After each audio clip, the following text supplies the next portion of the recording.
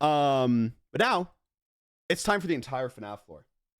So this is a 1-hour video made by FNAF. Get ready for a surprise. She can dance. She can sing.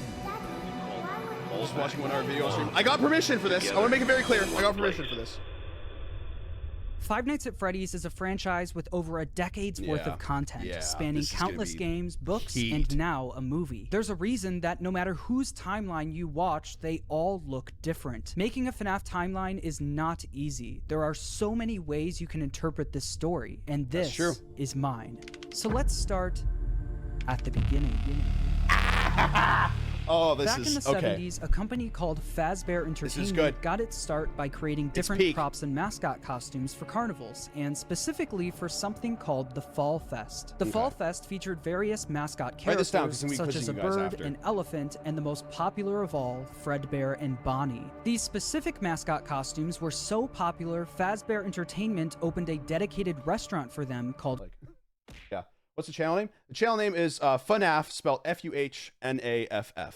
Family Diner, featuring the same Fredbear and Bonnie mascot costumes from the Fall Fest. What Fazbear Entertainment didn't account for, though, was one of their animatronics from the Fall Fest going rogue, ending in a giant fire, with most of everything from the Fall Fest being destroyed.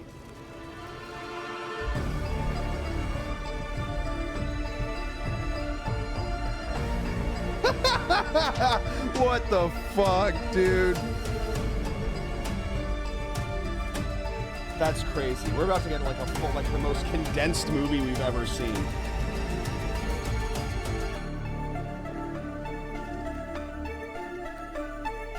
Lord. All right.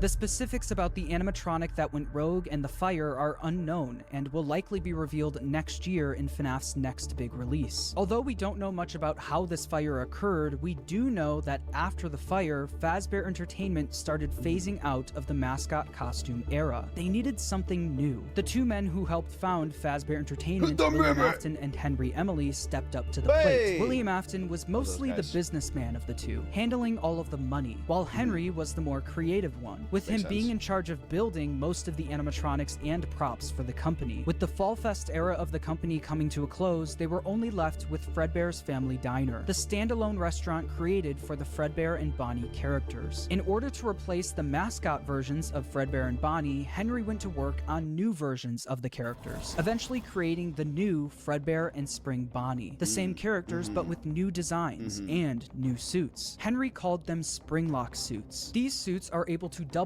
as both an animatronic and a suit that the... I'm going to say something. There is a good chance, I would say like a 75% chance, right, that the writers at like Steel Wool, like the writers and like, you know, maybe even Scott himself, I don't know, right, are watching this, or at least stuff like this, and then just genuinely being like, oh, that lines up pretty well actually. Okay, let's add that in. Okay, let's make it seem like that was okay. Oh, that makes sense. Oh, okay, that makes more. Oh shit, that makes more sense than what we had. Okay, let's just kind of change that and move that in. You know how I know? Because I've done that same shit. I'm gonna be so real. I've done that same shit. Like I've seen something and I've gone, oh, this is kind of good. There will be times where I like see something and I'm like, oh wait, okay, this actually makes sense. Hold on, we can we can change this kind of thing with it. Employees could wear. To switch the suit from animatronic mode to suit mode, the employees could use a hand crank to pull back the animatronic parts, leaving room for them to climb inside. The spring locks that were helping to hold back those animatronic parts were very sensitive though, and with even a little bit of moisture, the spring locks could potentially snap shut. I'm gonna say something insane. Getting spring locked would actually feel kind of good. For a fraction of a second. I feel like it'd be nice. Crushing and killing whoever was inside. But if that ended up happening, Fazbear Entertainment had some common sense procedures set in place. Sorry, that was the best way to unpause to that, actually. Please try to maneuver away from populated areas before bleeding out. as to not ruin Classic. the customer experience. Another company proceeded to rip off Fazbear Entertainment's old mascot characters by creating their own animatronic versions of them. The leader of the group was Ned Bear, a direct copy of Fredbear, followed by a hippo, an elephant, and a frog. Yeah, but All Mr. characters Hippo's from the peak, Fall Fest, dude. and all with slightly different designs to avoid copyright issues. But while the rival company was able to replicate the designs, they could not replicate Henry's state-of-the-art technology. Their robots were poorly made and had to have giant batteries with exposed wires on stage with them. Naturally, the rival company failed and ended up being bought out by Fazbear Entertainment. With all of the success from Fredbear's Family Diner, William and Henry decided to branch out and create more characters for a new restaurant. In 1983, William and Henry opened Freddy Fazbear's Pizza, featuring Freddy Fazbear, Bonnie, Chica, and Foxy. With the opening of Freddy Fazbear's Pizza, Fazbear Entertainment was experiencing success like they've never seen before. But with two restaurants now open at the same time, more success also meant more work for William and Henry. The duo were so wrapped up in work that they started neglecting their own families. William was the father of 3 kids, the eldest, Michael, the crying child, and Elizabeth. The crying child has yet to have a 100% confirmed name, so for this No, I know, it's just really funny. It's just like, yeah, my name, his full name is Crying the Thin Childsburg. video, he will just be called the crying child. Meanwhile, Henry had one kid, a Crying daughter the Thin named Charlie. Childsburg. The business partners spent like most that. of their days working, so they both created different ways of taking care of their kids. Henry was the robotics genius. So they both came up with different ways of taking care of their kids. Henry's was a robotic genius and made a made a wonderful security puppet to take care of him. William, on the other hand, made the child murdering machine.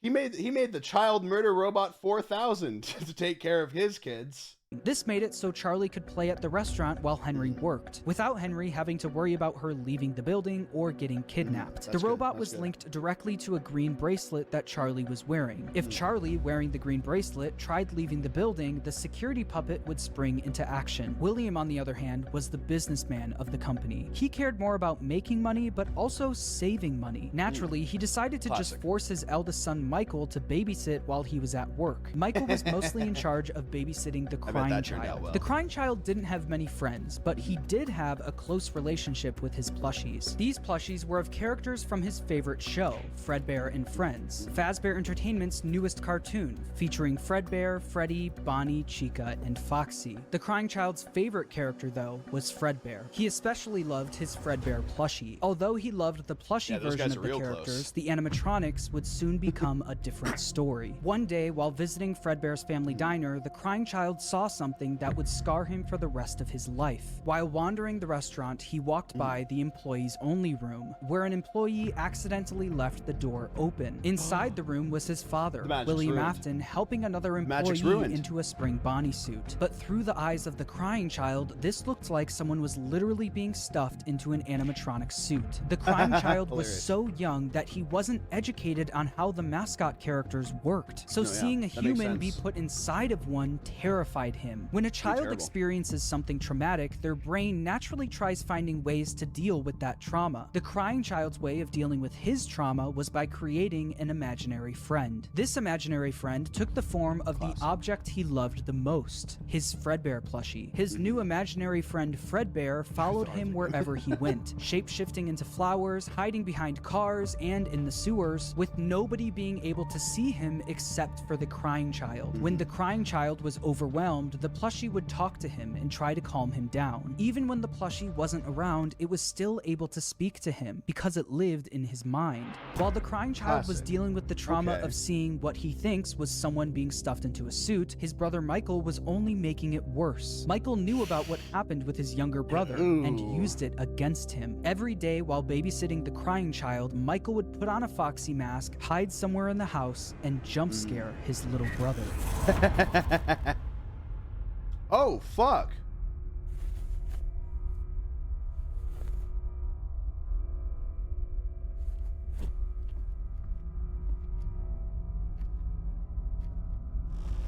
Oh, I like this. This is good. I really like the animation in this. From the pizzeria to your living room, you no longer have to wait to sing and dance with Fredbear and Friends. Weeknights at 8, 7 Central. Only on... Eat. Oh, dude, I'd piss myself. This is awful. This is so well made. This is great.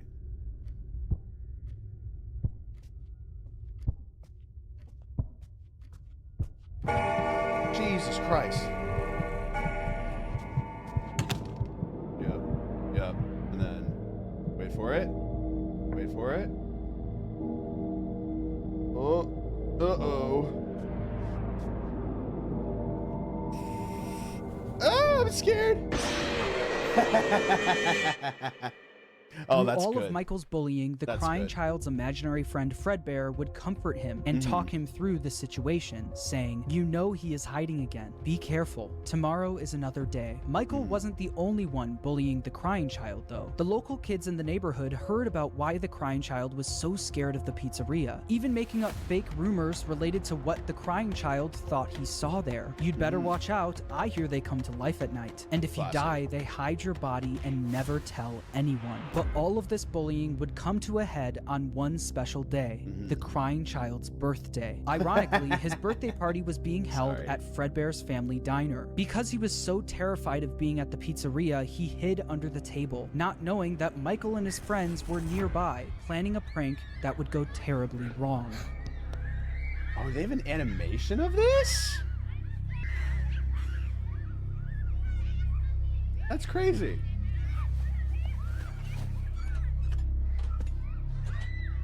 Ooh, that's a good fucking design for him.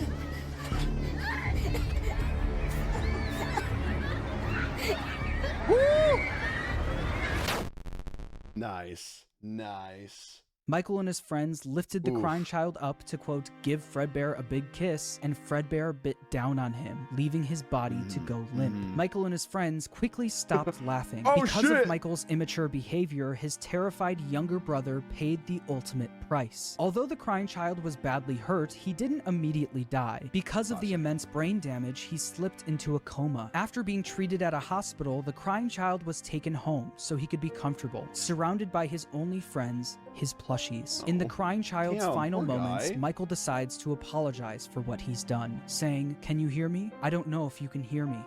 I'm sorry." After Michael speaks, the crying child's imaginary friend Fredbear, created out of the trauma he experienced, continues doing what it's done the whole time. It comforts him, saying, "You're broken. We are still your friends. Do you still believe that? I'm still here. I will FNAF 4 put is you one of the back best ones together." for sure. This would be the final thing the crying child hears. FNAF 4 is before one of he the best dies. ones. The crying child's like, spirit would for then live sure. on in the Fredbear suit, the thing that took his life. The crying child was being kept at home. No one else knew that he ended up passing away. So William and Michael ended up burying the crying child's body in the middle of the woods where no one would find him. no, No he's tombstone, theorizing no on Midnight flowers, just Motorist a pile with of this dirt, shit? an unmarked grave, and a lifetime's worth of guilt that Michael would have to live with. Shortly after the incident, Fredbear's family diner was quickly shut down. The death of William Afton's youngest son was a pivotal moment in then this it's a good story. interpretation of the Specifically, story. William That's the thing. Afton's story. This was the this is first good. domino to fall. A father losing his son is a traumatic situation, and while any other father would take time to grieve, be sad, and properly deal with such a big loss, William Afton took a different route. Afton definitely was upset about his son dying, but it wasn't because he felt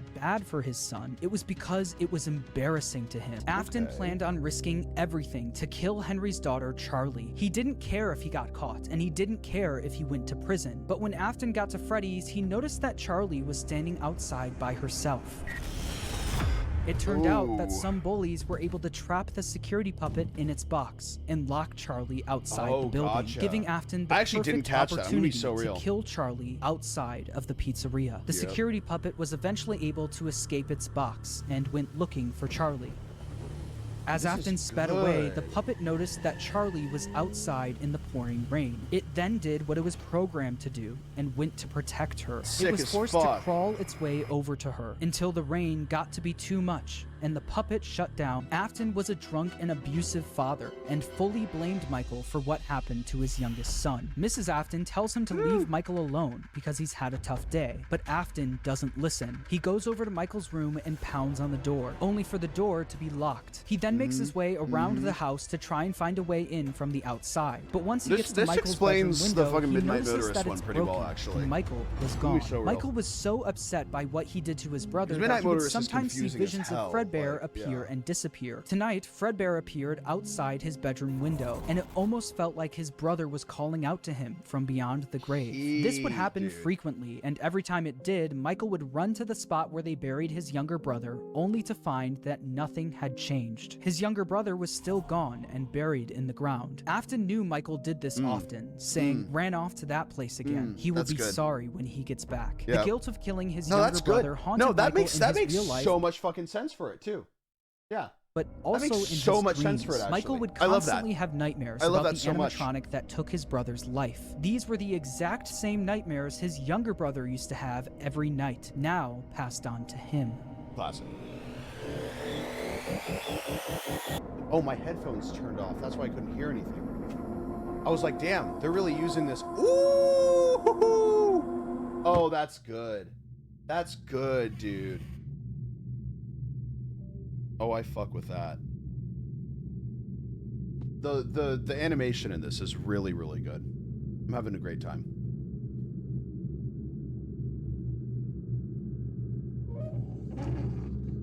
Ooh. Oh.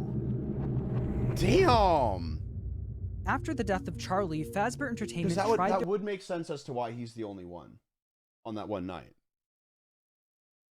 That would make sense as best why he's at the covering only it up. Fortunately for them and remember that for one night when William, he's the the only one. crime was committed would make sense. outside where no one was around to witness it. William was able to get away with everything, while Fazbear Entertainment never spoke of the incident again. The security puppet was quickly moved to the back room of Freddy Fazbear's Pizza, where the retired Fredbear and Spring Bonnie suits resided. But something was different about the security puppet. Dark tears now appeared on the mask of the animatronic. Dark tears that weren't there before. This is something that Afton quickly noticed the next day when he went into work. He'd heard about what happened moments after he sped off. He knew the security puppet was found laying next to Charlie's body. So does that mean Charlie's soul now resided in the puppet? After realizing the security puppet may be possessed by the spirit of Charlie, Afton went back and looked at the crying child's Fredbear plushie, only to find that it also seemed to be haunted. The crying child feared for his life every single day, and that plushie was something he was able to cry and pour his agony into. Afton believed that this is what caused the plushie to appear haunted. It wasn't made alive by the spirit of his son, it was made alive by the agony and fear his son poured into it. Afton didn't take any chances. He needed to replicate exactly what his son went through every day. In order to do this, Afton built a replica of his house underground, along with his son's daily walk to Fredbear's family diner. He also built a makeshift bedroom where he could force kids to have the same nightmare every night. Afton would sit in his office watching them on the cameras that could be accessed using the passcode 1983, the year his son got bit. Afton would pump hallucinogenic gas into the room to get the kids to think that what they were seeing was a monster. These nightmare gas canisters were being stored all throughout his underground facility, and on the bed of this makeshift bedroom was a Freddy plushie, in the hopes that the kids would pour their fear and agony into the plush. He needed a way to kidnap and capture kids without being caught, and he had the perfect way to do it. Robo Killer! Child Killer 9000, thank you! The show will begin momentarily. Everyone, please stay in The your child seats. killing robot designed Enter specifically Circus to kill Baby children. and the Funtime animatronics. Holy These shit. robots were specifically built by Afton to capture kids, Ah! featuring Circus Baby, Funtime Freddy, Funtime Foxy, and Ballora. They feature advanced technology such as parental tracking, voice mimicking / luring, and Crazy. storage tanks. I can't help but notice here that in the diagrams you have, there's a small child in the the chest of Freddy Fazbear. What's up with that? On the opening day of Circus Baby's Pizza World, another domino would fall in Afton's life. There were 4, then 3, then 2. Oh, I forgot how good that And fucking I forgot how Time good that to like. play. Ooh, I feel like people forget how just absolutely massive the baby animatronic actually is. She's big. Like, not as big as the other one, but she's still big. Oh, ice cream, classic. Hey! Asshole, drop my ice cream. Ah! Classic. That was so good. Something happened when there was one. I was no Something longer just happened. myself. I was screaming for a moment, but only for a moment. In an instant, Elizabeth was grabbed by Circus Baby and thrown into her stomach hatch. The sheer force of her being grabbed and thrown into the robot's storage tank was enough to kill her almost instantly. After just one day of being open, Circus Baby's Pizza World was shut down. Afton covered up the incident by telling the public that the restaurant shut down due to gas leak. But not everyone bought that story. I'll have you know, the day that first like image of the Local fucking like newspaper wrote canceled due to leaks image came up, dude, you do not understand. All right, the middle school like fucking lunchroom, it was a panic zone. All right, it was just a like, oh my god, like it's over, FNAF is over. What am I gonna do? What am I gonna do? I've got my history homework in the morning about Mesopotamia. And you're telling me that FNAF is canceled? One distinct feature about Circus Baby was her blue eyes. But what once was blue eyes now were green, the same color as Elizabeth's. In that moment, he knew that his daughter's soul attached itself to the robot. On June 26, 1985, William Afton made his way to Freddy Fazbear's Pizza. There, he would put on the old spring Bonnie suit from Fredbear's to lure 5 kids into the back room. Took a swim with my new friend. Didn't care, I jumped. Oh shit, Fruity Maze. Oh, I love that game, dude. That game was. Oh, Hello. dude, that's good. Looking for a friend? The water's clear cut.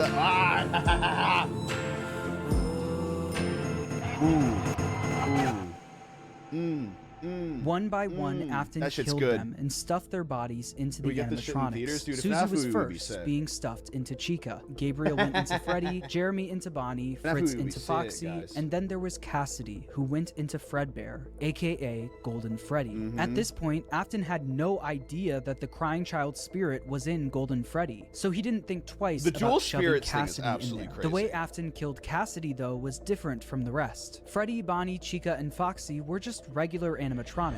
Afton had no choice but to kill them, then stuff them into the suits. But Golden Freddy wasn't just a regular animatronic, it was a Springlock suit. The same Springlock suit that took his youngest son's life. Afton was aware of how dangerous the Springlocks were. Any bit of moisture or too much movement would cause them to snap shut, slowly killing whoever was inside. I'm sure So nothing that's will bad will exactly what happen. he did to Cassidy. He put him into the suit and Oh. watched as the Springlocks snapped shut, cementing Cassidy's death as the most brutal of them all. Freddy, Bonnie, Chica, Foxy, and Golden Freddy weren't the only animatronics sitting in the back room of Freddy Fazbear's Pizza, though. They were joined by the security puppet, which contained the soul of Henry's daughter, Charlie. Once Afton was gone, Charlie jumped into action, almost acting as a guide for their souls, properly giving them life inside of each animatronic. After the good, incident, dude. the kids were quickly reported missing by their families. And although the security cameras caught Afton luring the kids Five Nights away, at he Freddy! wasn't able to fully get in trouble. Since he was wearing the Spring Bonnie suit, they were never able to prove it was actually him. Afton also hid the kids' bodies where no one would ever look, so the bodies were never found.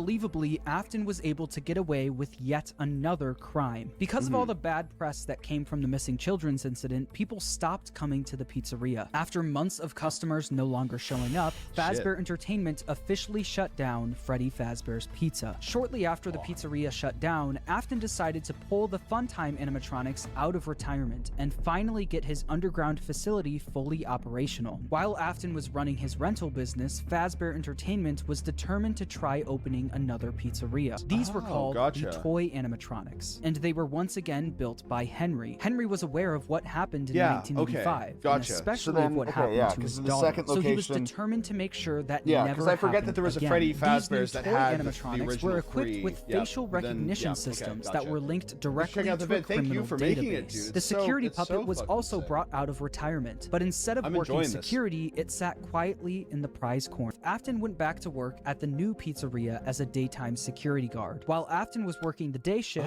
Jeremy okay. Fitzgerald was working the night shift. Jeremy worked there for 5 okay. nights, and unfortunately for 5 him, nights. You were there because for the 5 kids nights? 5 possessing nights. the animatronics were killed by an adult, they were extremely aggressive to any adults they encountered. So he needed to find a way to make sure the pizzeria shuts down and fast. Instead of stuffing the new so set of he victims shit into in the the toy hallways. animatronics, he decided to leave the kids out in plain shit in the sight, vents. scattered throughout the pizzeria. This was a guaranteed way to get the Damn. pizzeria shut down. A few hours Okay. after Afton committed the murders, Jeremy Fitzgerald showed up for his night shift, unaware he's of doing what good. happened that day. Hello.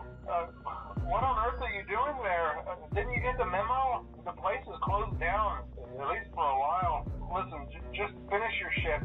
It's safer than trying to leave in the middle of the night. We have one more event scheduled for tomorrow. Shit. A birthday. You'll be on day shift. Wear your uniform. Stay close to the animatronics and make sure they don't hurt anyone. Okay? No, The stay next close day to them. during Jeremy's Get day really, shift, really one close of to the them, animatronics actually. bit him in the head. This was one of infamously them. known as the Okay, bite of so not- 87. okay, Meanwhile, gotcha. Afton successfully got Just the one of them. pizzeria shut down. The local newspaper wrote about the incident, saying, after being open only a few short weeks, Freddy Fazbear's Pizza is closing its doors. The new animatronics will be scrapped due to possible malfunctions. However, the original characters are being kept in hopes of a possible reorganization of the company. William was abusive and manipulative, while Michael was haunted by the guilt of what he did to his younger brother. Because of this, Michael basically acted as William's puppet. Michael showed up for the night shift at the now closed Freddy Fazbear's Pizza under a code name, Fritz Smith. At the end of his shift, he Dude, would codenames successfully are so steal the evil toy to do in a animatronics story, though. endoskeletons for his father, causing him Codenames to are get so fired his fucking first evil because it day makes on the everything job so due to confusing. tampering with the animatronics. As it said in the local newspaper, while Fazbear Entertainment scrapped the toy animatronics, the original Freddy, Bonnie, Chica, and Foxy were going to be fixed up and reused. And that's exactly what they did. After the 1987 Freddy's location shut down, they opened yet another location, this time using the exact same building as the first Freddy Fazbear's Pizza. As you what can could go imagine, wrong? this didn't work out great for the I business. think it People looked great. already had a bad impression of Fazbear Entertainment, so using the same building that the original murders took place in didn't help business. Customers barely showed up animations to the are new so good.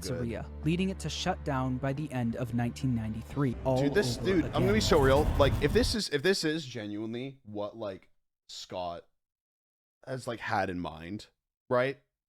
Which, hey, could very well be. Then he is a fucking incredible writer. Like, I'm gonna be so real. If this is what he's been having in mind, then he is a very like he's an incredible writer with it. Do I think that he has had this all in mind? Probably not. He probably built it as he went. But still, hey, it's good. It's good. Your avatar sucks? Yeah, it does. Am I right? Hey!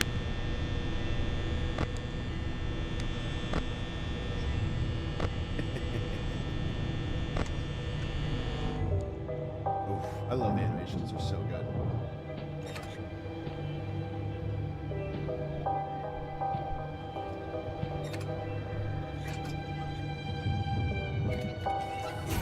Ooh.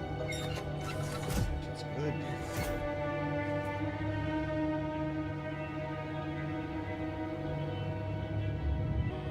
Oh shit, the pile of the things for the thing. Yes! Hey, yes! Foxy, run! No!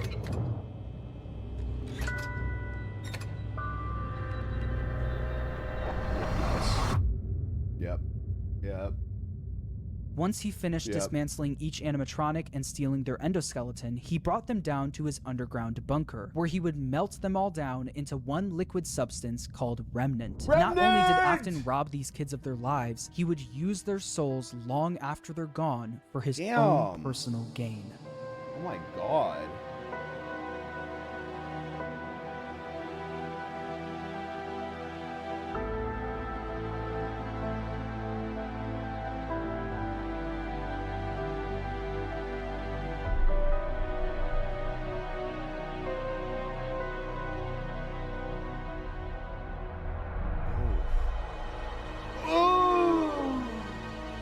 Oh.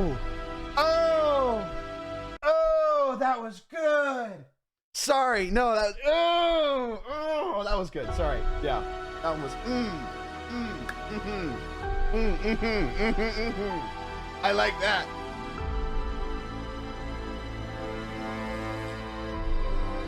Oh, that's gorgeous. That is gorgeous.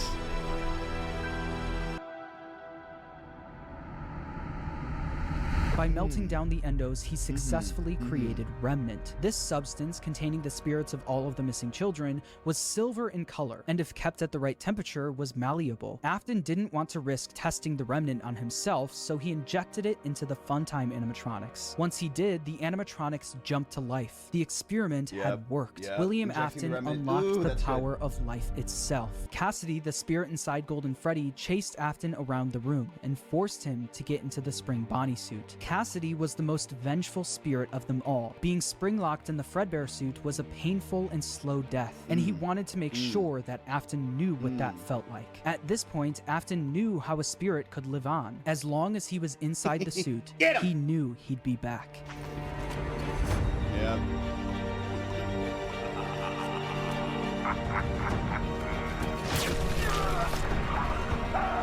Oh, this is so cute. No, because like this is, mwah, I'm loving this. This is so fucking good.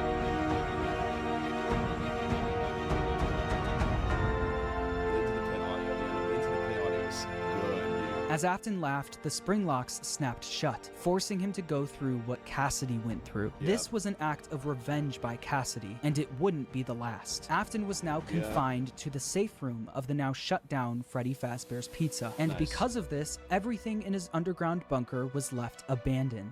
Oh, oh, damn. This shit's good. Over the several days he visited the bunker, he learned more about what his father was up to. He learned about the massive facility his father built, complete with multiple rooms conducting fear experiments. He learned the truth behind the Funtime animatronics and how they were actually designed to kidnap kids. And he learned through the voice of Baby some things are canon, exactly but how not his sister everything, died. They needed a human body to walk around in.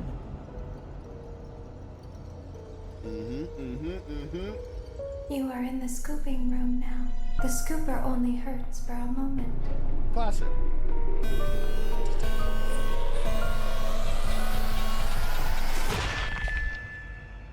The scooper is fucking terrifying. Michael Afton's insides got scooped out and replaced by Ennard, helping all of the souls to escape the facility. With every passing day after this happened, Michael looked more and more like a walking zombie. His skin was starting to turn purple, and people started to notice. Michael's body was no longer a good disguise for Ennard, so Ennard ejected itself from Michael. But because the scooper was also a remnant injector, when Michael Afton was scooped, he was also injected with Remnant. The Remnant made it so even after Ennard was gone, he was still able to survive. With Michael now back in full control of his body, he had a new mission. Although he did, literally one way or canonical Michael another, Afton, dude. successfully free his sister from the underground facility, he also learned about all of his father's terrible misdeeds. His loyalty to his father turned to disgust. It was time for him to end all of this. Father, it's me, Michael.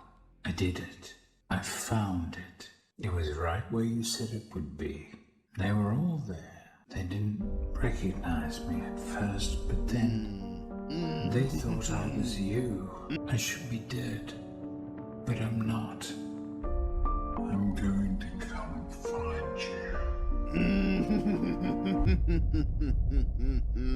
Michael would spend years searching for his father with no luck, until a new ad in the local newspaper caught his attention. Someone decided to open something called Fazbear's Fright, Looking for a the purple horror guy. attraction. Local amusement park is getting ready to scare your socks off with a new attraction based on the unsolved mysteries of Freddy Fazbear's Pizza. Featuring actual relics from the decades-old pizzeria, this new attraction is guaranteed to bring back your childhood in the worst possible way, as if using the crimes of his father to make a profit wasn't bad enough, they also went back to the old pizzerias and collected any objects they could find to put on display at the attraction. Michael immediately applied for the job of the security guard with the sole intention of burning the place to the ground. When he got there, he saw the remnants of his past. The shells of all of the animatronics, missing every single one of their endoskeletons. He knew they could only find the shells of the animatronics because he and his father stole their endoskeletons all those years ago. A real one. This real animatronic ended up being his father, still inside the springy Bonnie suit he died in decades ago. Michael then rigged the wiring in the building to catch fire, burning the horror attraction to the ground with his father inside. Michael! The local newspaper would write about the fire, saying a new local attraction based on an ancient pizzeria chain burned down overnight. William, miraculously, was able to survive. William was now free. Oh wait, what? I didn't know that outside thing was. world, Oh, I along didn't know with that the thing souls was of there. missing That's children, Elizabeth, and Charlie inside the puppet. Since Michael wasn't able to end everything, someone else needed to step in. That someone was Henry Emily. Afton's old business partner and father of Charlie heard about the fire at Fazbear's Fright, along with the rumors of the various animatronic creatures now roaming the streets. As if the suffering wasn't enough. The loss of innocence, the loss of everything to so many people. Small souls trapped in prisons of my making, now set to new purpose, and used in ways I never thought imaginable. He lured them all back to a familiar place, back with familiar tricks. He brought them all together. Are they still aware? This makes so much fucking it keeps sense. me awake at night. I could make myself This is a good one. sleep. But not yet. Not until I undo what he has done and heal this wound. A wound first inflicted on me, but then one that I let bleed out to cause all of this. I don't know how those tiny breaths of life came to inhabit those machines, but they will never find rest now. Not like this. I have to call them all back, all of them, together in one place. By gathering all of the animatronics in one place and locking them in the same room, he would be able to burn them all to the ground for good, effectively freeing their spirits in the process. In order to do this, Henry created a new restaurant called Freddy Fazbear's Pizza Place. He knew that the spirits and William couldn't resist coming back to a new location, even if it was all just a trap. Charlie was different though. She was smarter than the rest, so Henry knew she wouldn't be as easily fooled. So he created an animatronic called Lefty, standing for lure, encapsulate, fuse, transport, and extract, specifically to capture the puppet and bring it to the pizzeria. While trying to find someone that would help him carry out his plan, one person showed up for the job, a person who was also determined to finally end all of this, Michael Afton. Day after day, the animatronics roaming the streets would show up in the alleyway next to the pizzeria. Baby, aka Elizabeth, the souls of the missing children and the crying child, now appearing as Molten Freddy, Charlie and Lefty, and his father, William, all showed up in the back alley. Michael would then collect each animatronic and throw them into a facility under the pizzeria, designed to be a maze with no exit, where the animatronics would roam around without even knowing they're trapped, until the end of the week, where they would all be burned to the ground. You played right into our hands. Did you really think that this job just fell out of the sky for you? No. This was a gift. I'm good now. For us. I'm fine now. You gathered them all together in one place, just like he asked you to. All of those little souls in one place. Connection terminated. I'm sorry to interrupt you, Elizabeth. If you still even remember that name. But I'm afraid you've been misinformed. You are not here to receive a gift, nor have you been called here by the individual you assume, although you have indeed been called. You have all been called here, into a labyrinth of sounds and smells, misdirection, and misfortune. A labyrinth with no exit, a maze with no prize. You don't even realize that you are trapped. Your lust for blood has driven you in endless circles, chasing the cries of children in some unseen chamber, always seeming so near, yet somehow out of reach. But you will never find them. None of you will. This is where your story ends. And to you, my brave volunteer, who somehow found this job listing not intended for you. Although there was a way out planned for you, I have a feeling that's not what you want. I have a feeling that you are right where you want to be. I am remaining as well. I am nearby. This place will not be remembered, and the memory of everything that started this can finally begin to fade away, as the agony of every tragedy should. And to you monsters trapped in the corridor, be still and give up your spirits. They don't belong to you. For most of you, I believe there is peace and perhaps more waiting for you after the smoke clears. Although for one of you, the darkest pit of hell has opened to swallow you whole. So don't keep That's the devil you. That's waiting, you. old friend. My daughter, if you can hear me, I knew you would return as well. It's in your nature to protect the innocent. I'm sorry that on that day, the day you were shut out and left to die, no one was there to lift you up into their arms the way you lifted others into yours. And then what became of you? I should have known you wouldn't be content to disappear. Not my daughter. I couldn't save you then. So let me save you now. It's time to rest. This ends, for all of us, in communication. Yeah. Henry putting fire to the animatronics may have freed the spirits from the metal of the robots, but some of them still needed help actually moving on into the afterlife. This help would come from Charlie. She helped guide the spirits into the robots. Now she would help them move on. In the world of Five Nights at Freddy's, the way a spirit can move on is by them being put into a happy memory. The memory Charlie chose actually comes from the crying child and the day he got bit. Piece by piece, Charlie put that terrible, shattered memory back together. But this time, she would change it into a happy memory. Instead of the crying child getting bit on his birthday, Charlie changed it so that all of the missing kids and Charlie would celebrate him, giving him a giant birthday cake. By changing that terrible memory into a happy one and attaching all of the spirits to it, they were able to successfully pass into the afterlife. Oh, that's good. Yeah, fuck yeah. Orbs.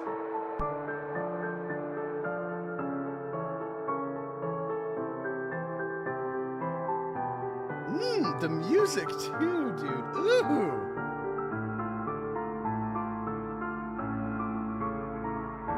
Like I said, they were all able to move on.